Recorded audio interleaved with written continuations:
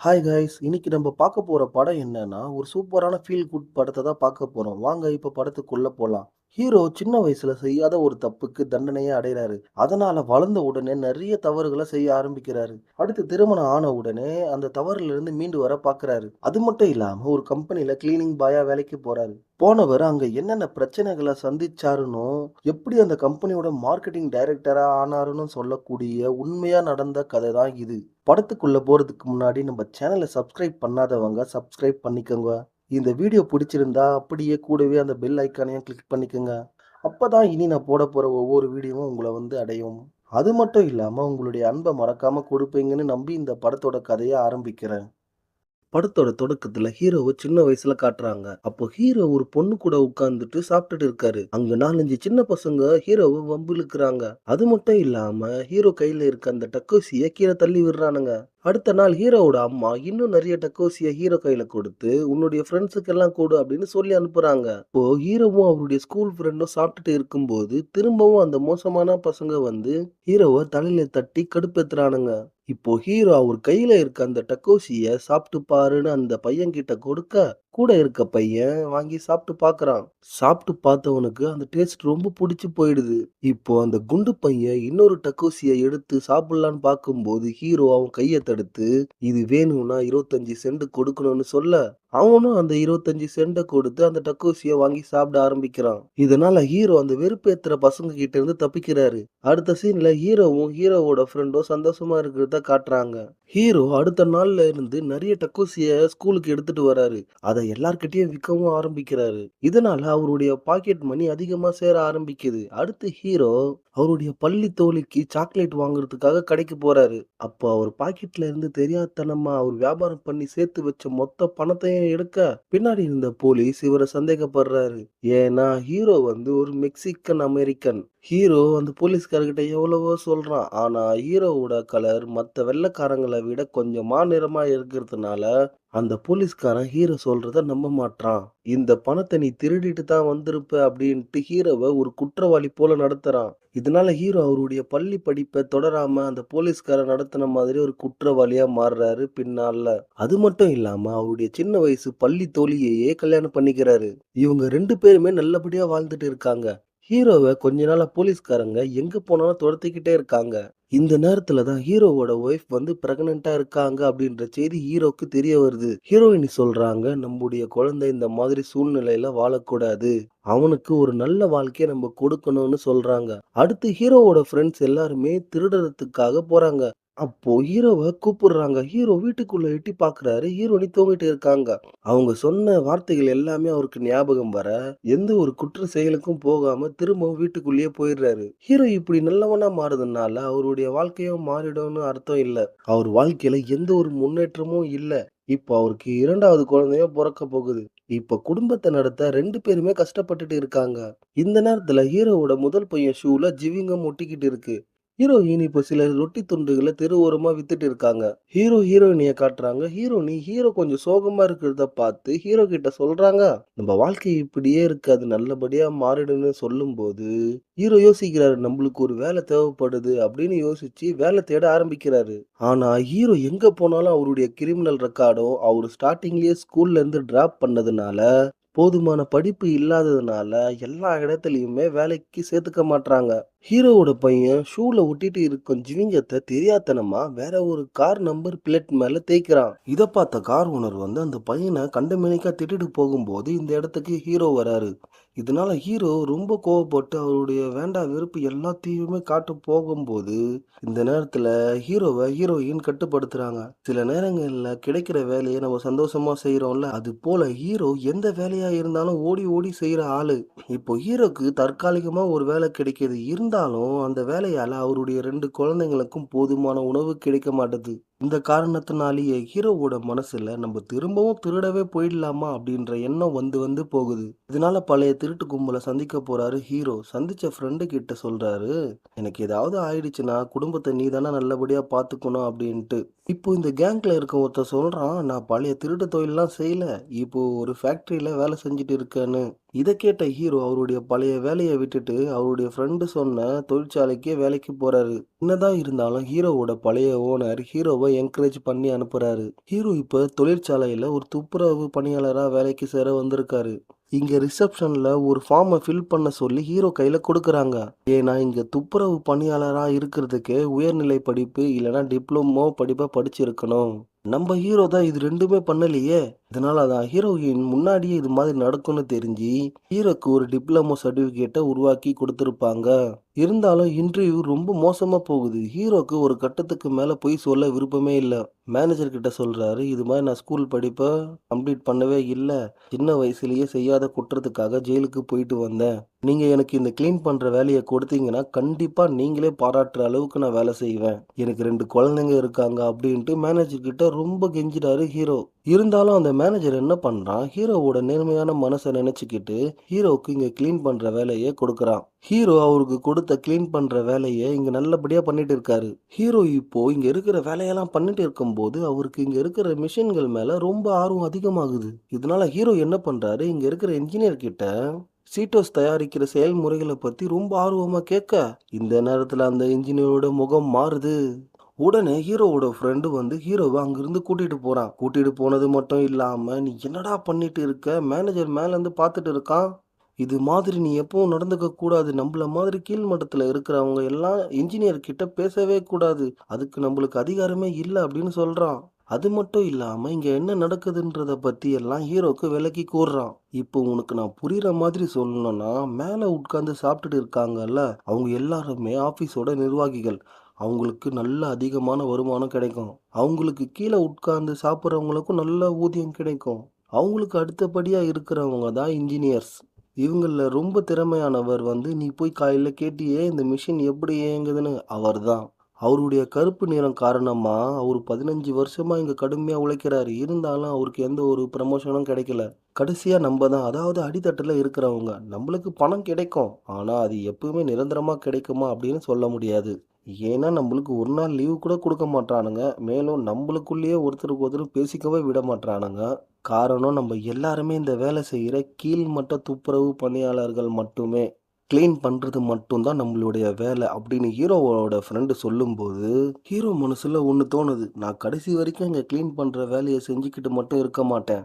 நான் எப்படியாவது வாழ்க்கையில முன்னேறி போக தேவையானத அடைஞ்சே தீருவேன் அப்படின்னு மனசுக்குள்ள நினைக்கிறாரு. அடுத்த நாள் ஹீரோ லஞ்ச் சாப்பிடுறதுக்கோசம் கேண்டீனுக்கு வராரு. அப்போ அங்க அந்த இன்ஜினியர் உட்கார்ந்துட்டு இருக்கிறத பார்த்துட்டு, மனசுக்குள்ள நீங்க என்னடா ரூல் சொல்றது? அதெல்லாம் நான் ஃபாலோ பண்ண மாட்டேன் அப்படின்னுட்டு அந்த இன்ஜினியர் கிட்ட போய் பேச ஆரம்பிக்கிறாரு. அது மட்டும் இல்லாம ஹீரோ அவர் சாப்பிடுறதுக்கு உணவும் குடுக்குறாரு. ஆனா அந்த இன்ஜினியர் என்ன பண்றாரு, ஹீரோவ ஒரு சாதாரண கிளீன் பண்ற பாய் தானே அப்படின்னு நினைக்காம, ஹீரோவையும் உட்கார சொல்லி பேச ஆரம்பிக்கிறாரு. இருந்தாலும் அந்த இன்ஜினியர் ஹீரோவ அவர் கூட சேர்த்துக்க மறுக்கிறாரு. அடுத்த நாள் ஹீரோ எப்பவும் போல மிஷின் எல்லாம் கிளீன் பண்ணிட்டு இருக்காரு. அப்ப அங்க ஹீரோ ஒண்ணு நோட் பண்றாரு, ஒரு மிஷின்ல ஏர் பிரஷர் ரொம்ப கம்மியா இருக்குன்னு. அதனால அந்த இன்ஜினியர கூப்பிட்டு அவர்கிட்ட சொல்றாரு. அந்த இன்ஜினியரும் ஹீரோ காமெடி தான் பண்றான் அப்படின்ட்டு அந்த மிஷின வந்து செக் பண்ணும்போது தான் ஹீரோ சொன்னது உண்மைன்னு அவருக்கு தெரிய வருது. அடுத்து அந்த இன்ஜினியர் ஹீரோவ மேல கூட்டிட்டு போயிட்டு, இந்த ஃபேக்டரியில என்ன நடக்குது அப்படின்றத பத்தியெல்லாம் விளக்கி சொல்றாரு. அது மட்டும் இல்லாம, இங்க தயாரிக்கிற சிப்ஸ் எல்லாம் பார்த்துட்டு, இங்க அதிகப்படியான வெப்பம் ஆகும். அப்படி ஆயிடுச்சுன்னா சிப்ஸ் எல்லாம் கருகிடும்னு சொல்ல, ஆனா நம்ம ஹீரோக்கு ஒண்ணுமே புரியல. இங்க கட் பண்ணா அடுத்த சீன்ல ஹீரோ வேலைக்கு கிளம்பிட்டு இருக்காரு ரொம்ப ஆர்வமா. ஏன்னா சீக்கிரமா போனா அந்த இன்ஜினியர் கூட சேர்ந்து மிஷின்களை பத்தி எல்லாம் தெரிஞ்சுக்கலான்ற காரணத்தினால ஹீரோ இங்க மிஷின் எல்லாம் எப்படி ஒர்க் பண்றத பத்தி எல்லாமே தெரிஞ்சுக்கிறாரு. அது மட்டும் இல்லாம ஹீரோ இங்க ரொம்ப நல்லபடியா வேலை செய்யறதுனால அவர் சிறந்த எம்ப்ளாயா தேர்ந்தெடுத்து பாராட்டுறாங்க. கட் பண்ண 1984ல இருந்து 1992 வரைக்கும் பொருளாதார வீழ்ச்சி அடைஞ்சதா நியூஸ்ல சொல்றாங்க. இதனால ஹீரோ ஒர்க் பண்ற கம்பெனியோட சேர்மன் என்ன பண்றாரு, தொழிலாளர்களுக்கு கிடைக்க வேண்டிய திட்டங்கள் எல்லாத்தையுமே கேன்சல் பண்றாரு. அது மட்டும் இல்லாம இந்த பொருளாதார வீழ்ச்சியை எப்படி சமாளிக்க போறோம்னு மேல்மட்டத்துல இருக்கிறவங்க எல்லாருமே விவாதிச்சுக்கிட்டு இருக்காங்க. இந்த பக்கம் ஹீரோவோட கம்பெனில புரொடக்ஷன் அதிகமா இல்லாத காரணத்தினால இங்க வேலை செய்யறவங்களோட வேலை நேரத்தை பாதியா குறைச்சு அவங்களுக்கு சம்பளத்தையும் பாதியா குறைச்சு கொடுக்கறாங்க. மேலும் இந்த காரணத்தினால நிறைய பேர் அவங்களுடைய பழைய வேலைக்கே போக ஆரம்பிச்சுட்டாங்க. இப்போ ஹீரோவ காட்டுறாங்க. ஹீரோ மிஷின்கள பத்தி எல்லாம் நல்லா தெரிஞ்சுக்கிட்டதுனால, அவருக்கு ஏதாவது ப்ரமோஷன் கிடைச்சிருக்கா அப்படின்ட்டு ரிசப்ஷன்ல கேட்குறாரு. ஆனா, அவருக்கு எந்த ஒரு ப்ரமோஷனும் கிடைக்கல. இங்க பொருளாதாரம் பாதிக்கப்பட்டு இருக்கிற காரணத்தினால, ஹீரோ இப்பவும் கிளீன் பண்ற வேலைய தான் செஞ்சுட்டு இருக்காரு. இந்த நேரத்துல தான் ஹீரோ ஒர்க் பண்ற கம்பெனியோட சேர்மன் வந்து டிவில பேசிட்டு இருக்காரு. அவரு என்ன சொல்றாருன்னா, இப்போது நாடு முழுவதுமே பொருளாதாரம் பாதிக்கப்பட்டு இருந்தாலும் இதுல இருந்து மீண்டு வருவதுக்கு ஏதாவது ஒரு ஐடியா உங்ககிட்ட இருந்தா சொல்லுங்க அப்படின்னு டிவில சொல்லிட்டு இருக்காரு. இத இங்க இருக்கிற மத்தவங்க யாருமே கவனிக்காம இருக்காங்க. ஆனா ஹீரோ கவனிச்சுட்டாரு. அது மட்டும் இல்லாம அவர் முகத்துல ஒரு ஒளிவட்டம் தெரியுது. ஏன்னா கிடைக்கிற இந்த வாய்ப்ப நல்லபடியா பயன்படுத்திக்கணும் அப்படின்னு. கட் பண்ணா ஹீரோ அவருடைய பையன ஸ்கூல்ல இருந்து கூட்டிட்டு வர போயிருக்காரு. இப்போ ஹீரோவும் அவருடைய 2 பசங்களும் பார்க்ல உட்கார்ந்து சோளம் சாப்பிட்டுட்டு இருக்கும்போது, சின்ன பையன் சோளத்த நல்லா ரசிச்சு, ருசிச்சு சாப்பிட்டுட்டு இருக்கான். காரணம் என்னன்னா, அந்த சோளத்து மேல போட்டிருந்த மசாலா தான். ஹீரோ இப்போ இத நோட் பண்ண அவருக்கு ஒரு ஐடியா இதனால உண்டாகுது. இத வந்து ஹீரோ அவருடைய ஒய்ஃப் கிட்ட சொல்லும்போது, அவங்க ஒய்ஃப் என்ன சொல்றாங்கன்னா, "இப்ப நம்ப இதுக்கு இன்வெஸ்ட்மென்ட் பண்ணிட்டோம்னா, அடுத்த மாசம் வாடகைக்கே நெருக்கடி ஏற்படும்" அப்படின்ட்டு ஹீரோ கிட்ட சொல்ல, ஹீரோ "இங்க பாரு நம்ப ஏதாவது ஒரு முயற்சி எடுத்தா தான் வறுமையிலிருந்து மீண்டு வர முடியும். கண்டிப்பா என்னால முடியும்" அப்படின்னு சொல்ல, ஹீரோயினும் ஓகேன்னு சொல்லிட்டு ஹீரோவுக்கு சப்போர்ட் பண்ண ஆரம்பிக்கிறாங்க. கட் பண்ணா இவங்க 4 பேருமே சூப்பர் மார்க்கெட்டுக்கு போயிட்டு தேவையான பொருள் எல்லாமே வாங்கிட்டு வந்து, வீட்ல அந்த சுவையான ரெசிபி மசாலாவ தயாரிக்க ஆரம்பிக்கிறாங்க. ஆனா இவங்க தயாரிச்ச எதுவுமே பலன் கொடுக்கல. கடைசியா ஹீரோ செஞ்ச ஒரு மசாலாவ அவருடைய சின்ன பையன் வந்து சாப்பிட்டு பார்க்குறான். அந்த மசாலா சூப்பரா இருக்குன்னு சொன்ன உடனே, ஹீரோ கையில அந்த மசாலாவ எடுத்துக்கிட்டு அவர் ஒர்க் பண்ற ஃபேக்டரிக்கு வந்து மேனேஜர் கிட்ட பேச ஆரம்பிக்கிறாரு. ஆனா அதால எந்த பயனும் இல்ல. இந்த பக்கம் பெரிய பெரிய சயின்டிஸ்ட்களும் பீட்டர்ஸ்க்கு தேவையான மசாலாவ தயாரிச்சுக்கிட்டு இருக்காங்க. இங்க மேனேஜர் ஃபேக்டரி இப்ப இருக்கிற நிலைமையில எந்த ஒரு புது ப்ராடக்ட்டும் தயாரிக்கிறதுக்கு பணத்த செலவு பண்ண மாட்டாங்க. அதனால நீ சொல்றதெல்லாம் என்னால கேட்க முடியாது. அப்படின்னு அந்த மேனேஜர் அங்கிருந்து போகும்போது, இன்னமும் நீ கிளீன் பண்ற ஆளு தான். அத நீ மறக்காத அப்படின்ட்டு ஹீரோ கிட்ட சொல்லிட்டு போறான். இப்போ ஹீரோ அவருடைய ஃப்ரெண்டும் பேசிட்டு இருக்கும்பொழுது, இன்னொரு ஃப்ரெண்டு வரான். அவன் லேட்டா வரான். "என்னடா லேட்டா வர?" அப்படின்னு கேட்கும்போது, ஹீரோ ஃப்ரெண்டு சொல்றான், அவருடைய அம்மாவுக்கு உடம்பு சரியில்ல. அதனால பணம் கொஞ்சம் தேவைப்படுற காரணத்தினால, அதிக நேரம் வேலை செய்றான் அப்படின்னு சொல்லிக்கிட்டு கிளம்பும்போது, இத கேட்ட ஹீரோ என்ன பண்றாரு, ஸ்ட்ரெயிட்டா மேனேஜரோட ரூமுக்கு போறாரு. போனவரு அங்க இருக்கிற அட்ரஸ் புக்க எடுக்க, அதுல இவரு ஒர்க் பண்ற ஆஃபீஸோட ஃபுல் டீட்டெயிலும் இருக்கு. ஹீரோ இந்த கம்பெனியோட சேர்மன் ஆஃபீஸ்க்கு கால் பண்றாரு. கால் பண்ண ஹீரோ சொல்றாரு, "நான் உங்க ஆஃபீஸ்ல ஒர்க் பண்ற கிளீன் பாய்" அப்படின்னு சொல்லி பேச ஆரம்பிக்கிறாரு. உடனே அவங்க ஃபோன வைக்க வராங்க. "இருங்க, இருங்க. ஒரு நிமிஷம் இருங்க. நான் சொல்றத கொஞ்சம் கேளுங்க" அப்படின்ட்டு ஹீரோ சொல்லி, "என்கிட்ட ஒரு ஐடியா இருக்கு. அத நம்ம கம்பெனியோட நலனுக்கு பயன்படுத்திக்கலாம். நான் சேர்மன் கிட்ட பேசியே ஆகணும்" அப்படின்னு சொல்ல, ஃபோன எடுத்தவங்க சேர்மனுக்கு கனெக்ட் பண்றாங்க. ஹீரோ இப்போ அவர் ஒர்க் பண்ற கம்பெனியோட சேர்மன் கிட்டயே பேசிட்டு இருக்காரு. ஆனா ஹீரோவுக்கு எப்படி பேசணும்னு தெரியல. இருந்தாலும் சேர்மனுக்கு ஹீரோவோட ரெசிபிய பத்தி சொல்றாரு. உடனே சேர்மன் என்ன பண்றாரு, "இவன் நம்ம ஆபீஸ்ல ஒர்க் பண்ற, கிளீன் பண்ற பாய் தானே" அப்படின்னு சொல்லி, "சரி அனுப்புப்பா பார்க்கலாம்" அப்படின்றாரு. ஹீரோ அவர் தயாரிச்ச மசாலாவ சேர்மனோட கம்பெனி அட்ரஸ்க்கு அனுப்பி வைக்கிறாரு. சேர்மன் இப்போ அந்த மசாலாவ ஓப்பன் பண்ணி டேஸ்ட் பார்க்குறாரு. ஃபர்ஸ்ட்டு ஒரு பீஸ எடுத்து சாப்பிடும்போது, அது ரொம்ப காரமா இருக்கு. அவரால முடியல. ஆனா, அவரு சாப்பிட்ட அந்த பீஸோட டேஸ்ட் வந்து அவருடைய நாக்குல அதிகரிச்சுக்கிட்டே வருது. அதனால திரும்பவும் சாப்பிட ஆரம்பிக்கிறாரு. அதோட சுவையில மெய் மறந்து போயிடுறாரு. கொஞ்ச நாள்லயே சேர்மன் வந்து நம்ம ஹீரோவுக்கு கால் பண்றாரு. கால் பண்ணவரு, "நீ அனுப்பிய மசாலா வந்து ரொம்ப சூப்பரா இருக்குப்பா. 2 வாரத்துக்குள்ள நம்ம இத பத்தி பேசி ஒரு முடிவுக்கு வரலாம்" அப்படின்றாரு. ஹீரோ பண்ண இந்த விஷயம் வந்து அவர் ஒர்க் பண்ற கம்பெனி ஃபுல்லா பரவ ஆரம்பிக்குது. எல்லாருமே ஷாக் ஆயிடுறாங்க. இங்க இருக்கிற மேனேஜர் என்ன பண்றான், ஹீரோவ கண்ட மேனிக்கா திட்டுறான். "நீ பண்ண ஒரு விஷயத்தால பண இழப்பு ஏற்பட்டு இந்த கம்பெனியே மூடப் போறாங்க. இங்க இருக்கிறவங்களுக்கு யாருக்குமே வேலை இல்லாம போக போகுது" அப்படின்னு சொல்லிக்கிட்டே வரான். அது மட்டும் இல்லாம இங்க வேலை செய்றவங்களும் ஹீரோவ ஒரு மாதிரியா பார்க்குறாங்க. ஹீரோ இப்போ வீட்ல சோகமா உட்கார்ந்துட்டு இருக்காரு. அப்போ அவங்க ஒய்ஃப் வந்து ஹீரோ சோகமா இருக்கிறத பார்க்குறாங்க. உடனே ஹீரோவ கண்ணாடி முன்னாடி கூட்டிட்டு போயிட்டு, "நீங்க மட்டும் ஜெயிச்சிட்டீங்கன்னா, உங்கள மாதிரி இருக்கிறவங்க எல்லாருமே ஜெயிப்பாங்க. உங்களால முடியும். நாங்க உங்கள ஃபுல்லா நம்புறோம்" அப்படின்ட்டு ஹீரோவுக்கு நம்பிக்கை வர மாதிரி பேசுறாங்க. அடுத்த நாள் ஹீரோயின் ஹீரோவுக்கு விலை அதிகமா இருக்கிற ஒரு டைய வாங்குறாங்க. ஏன்னா, ஹீரோ இப்போ கம்பெனியோட சேர்மனையே பார்க்க போறாருல்ல. போகும்போது சும்மா கெத்தா போகணும். அதனால. அதனால ஹீரோவ நல்லபடியா தயார் பண்ணி அனுப்புறாங்க. அது மட்டும் இல்லாம, "நீங்க எப்பவுமே எங்களுக்கு ரொம்ப முக்கியமானவங்க" அப்படின்னு சொல்லியும் அனுப்புறாங்க. கட் பண்ணா ஹீரோ ஒர்க் பண்ற கம்பெனியோட சேர்மன் வராரு. இப்போ இவங்க ஹீரோ தயாரிச்ச மசாலாவ பத்தி பேசி ஒரு முடிவுக்கு வர, இங்க எல்லாருமே ஒண்ணு கூடிக்கிறாங்க. ஹீரோவும் இங்க சூப்பரா வந்திருக்காரு கோட் சூட் எல்லாம் போட்டுக்கிட்டு. மீட்டிங் ஸ்டார்ட் ஆகுது. ஹீரோவும் பேச ஆரம்பிக்கிறாரு. இருந்தாலும் சேர்மன் கூட வந்த மார்க்கெட்டிங் எக்ஸிக்யூட்டிவ் எல்லாம் என்ன பண்றாங்க, ஹீரோவ பேசவே விட மாட்றாங்க.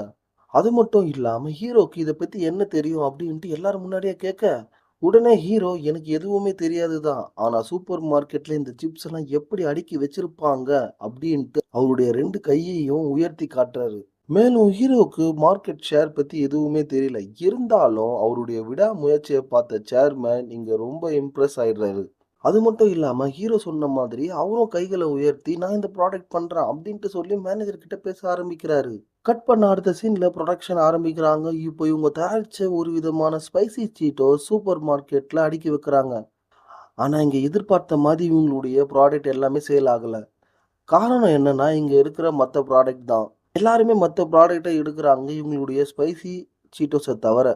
இந்த காரணத்தினால மேனேஜர் என்ன பண்றான், புரொடக்ஷன மொத்தமா நிறுத்துறான். ஹீரோ இப்போ சோகமா நின்னுட்டு இருக்கிறத பார்த்த இன்ஜினியர் என்ன பண்றாரு, ஹீரோ கிட்ட வந்து பேச ஆரம்பிக்கிறாரு. "ஏன்டா சோகமா இருக்க?" அப்படின்னு கேட்க, ஹீரோ சொல்றாரு, "எனக்கு எதுவுமே தெரியல. நான் ப்ராடக்ட் தயாரிச்சுட்டேன். ஆனா அது மார்க்கெட்ல சேல்ஸே ஆகாம இருக்கு. அதான் நான் ஏதாவது இன்னும் கத்துக்கணுமா?" அப்படின்ட்டு சொல்லும்போது அவர் சொல்றாரு, "நம்பிக்கைய விட்றாத. உன்னுடைய உழைப்புக்கு கண்டிப்பா வெகுமதி கிடைக்கும்." அப்படின்ட்டு சொல்லிட்டு அந்த இடத்த விட்டு கிளம்புறாரு. இப்போ ஹீரோ சோகமா வீட்ல உட்கார்ந்துட்டு இருக்காரு. இந்த நேரத்துல கரண்ட் கட் ஆகுது. டேபிள் மேல இருக்க கேண்டில கொளுத்துறாரு. இப்போதான் அவருடைய பையன் வந்து என்ன பண்றான், ஹீரோ கிட்ட பேச ஆரம்பிக்கிறான். ஹீரோவோட பையன் ஹீரோ கிட்ட சொல்றான், "உங்களுடைய பொருள் வந்து என்னன்னு இன்னும் கஸ்டமருக்கு தெரிய ஆரம்பிக்கல. அதனால நம்ம என்ன பண்றோம், விளம்பரம் பண்றோம் நம்மளுடைய ப்ராடக்ட் பத்தி." அப்படின்னு அவன் சேர்த்து வச்சிருக்க பாக்கெட் மணிய எடுத்து வந்து அவங்க அப்பா முன்னாடி வைக்கிறான். அது மட்டும் இல்லாம என்ன சொல்றான், "இது எங்க அப்பாவோட கனவ நிறைவேற்ற உதவும்னு" சொல்ல ஹீரோ சிரிக்க ஆரம்பிக்கிறாரு. அடுத்த கட்டமா ஹீரோ என்ன பண்றாரு, அவருடைய ப்ராடக்ட்ட பத்தி அட்வர்டைஸ்மென்ட் பண்ணி மக்களுக்கு கொண்டு போய் சேர்க்கணும்னு ஃபிரெண்ட்ஸ் கிட்ட எல்லாம் உதவி கேட்கிறாரு. அது மட்டும் இல்லாம கம்பெனிலேயே ஒரு அருமையான ஸ்பீச்ச பேச ஆரம்பிக்கிறாரு. அப்போ அந்த மேனேஜர் வந்து ஹீரோ பேசுறத தடுக்க பார்க்க, கூட இருக்கிற ஃப்ரெண்ட் மேனேஜரையே தடுக்கிறான். இந்த நேரத்துல இங்க வேலை செய்யற ஒருத்தன் ஹீரோவ திட்டுறான். உடனே இன்ஜினியர் "அவன் வாய மூடுடா" அப்படின்னு திட்டிட்டு ஹீரோவ திரும்பவும் பேச சொல்றாரு. ஹீரோ இப்போ இங்க என்ன சொல்ல வராருன்னா, நம்மளுடைய ஸ்பைசி சீட்டோஸ் வந்து டேஸ்ட்ல ரொம்ப வித்தியாசமா இருக்கு. மக்களுக்கும் புடிச்சிருக்கு.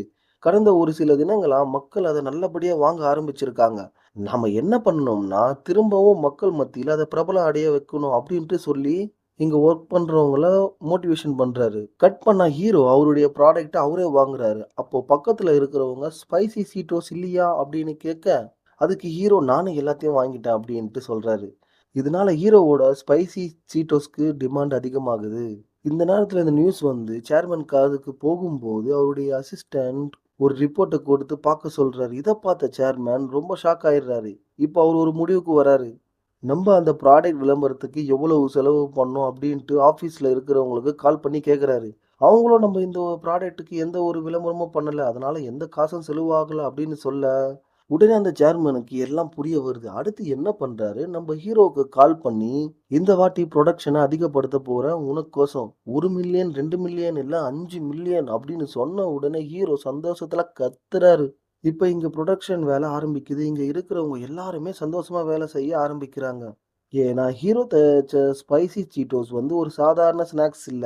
அது ஃபேமிலி ஃபீலிங் கலந்த மசாலா அப்படின்னு எல்லாருமே உணர ஆரம்பிக்கிறாங்க. ஹீரோவோட ஸ்பைசி சீட்டோஸ் வந்து வியாபாரத்துல பிச்சுக்க ஆரம்பிக்குது. 6 மாசம் கழிச்சு ஹீரோ வேலை செய்ற ஃபேக்டரிய காட்டுறாங்க. இங்க வேலை செய்ற எல்லாருக்குமே ஒரு நிரந்தரமான சம்பளம், வேலை உயர்வு அப்படின்னு எல்லாருக்குமே எல்லா விதமான சலுகைகளும் கிடைச்சிருக்கு. அது மட்டும் இல்லாம நம்ம இன்ஜினியர் வந்து இப்போ மேனேஜரா ப்ரமோட் பண்ணியிருக்காங்க அப்படின்ட்டு ஹீரோ கிட்ட சொல்ல ஹீரோ ரொம்ப சந்தோஷப்படுறாரு. ஆனா நம்ம ஹீரோக்கு எந்த ஒரு ப்ரமோஷனும் இல்ல. இன்னமும் அவரு இங்க கிளீன் பண்ற வேலைய தான் செஞ்சுட்டு இருக்காரு. இந்த நேரத்துல மேனேஜர் ஹீரோவ கூப்பிட்டு டாய்லெட் போய் சுத்தம் பண்ணுன்னு சொல்ல, உடனே ஹீரோவும் ஓகே டாய்லெட் தானே சுத்தம் பண்றேன் அப்படின்ட்டு போறாரு. இந்த இடத்துல தான் ஹீரோ எதிர்பார்க்காத ஒரு விஷயம் நடக்குது. அது என்னன்னா, இங்க இந்த கம்பெனியோட சேர்மன் நின்னுட்டு இருக்காரு. ஹீரோவ பார்த்து என்ன சொல்றாருன்னா, சாதாரண ஒரு குடும்பத்துல இருந்து வந்து எந்த ஒரு பேக்ரவுண்டும் இல்லாம ஒரு கம்பெனியே தலை நிமிர வச்சிருக்கனா, உன்னுடைய லட்சியம் ரொம்ப பெருசா தான் இருந்திருக்கும் அப்படின்ட்டு ஹீரோவ பாராட்டுறாரு. அது மட்டும் இல்லாம ஹீரோவுக்கு ஒரு முக்கியமான பொறுப்ப குடுக்குறாரு. அது என்ன பொறுப்புன்னா, ஹீரோ தான் இந்த கம்பெனியுடைய புதிய மார்க்கெட்டிங் டைரக்டர். இப்ப கம்பெனியோட சேர்மன் ஹீரோவ மார்க்கெட்டிங் டைரக்டரா இங்க இருக்கிற வொர்க்கர்ஸ் முன்னாடி அறிமுகப்படுத்துறாரு. ஹீரோவ மேல் மட்டத்துல இருந்து அடிமட்டத்துல இருக்கிறவங்க வரைக்கும் கை தட்டி பாராட்டுறாங்க. ஹீரோ இப்ப அவருக்கு கொடுக்கப்பட்ட தனி ரூம்ல போயிட்டு உட்கார்ந்து அவங்க மனைவிக்கு கால் பண்றாரு. கால் பண்ணுவாரு. இது மாதிரி எனக்கு ப்ரமோஷன் கிடைச்சிருக்கு மார்க்கெட்டிங் டைரக்டரா அப்படின்னு சொன்ன உடனே, இந்த பக்கம் ஹீரோவோட ஒய்ஃப் வந்து ரொம்ப சந்தோஷப்படுறாங்க. இந்த சந்தோஷத்தோட இந்த படம் முடியுது. நன்றி, வணக்கம்.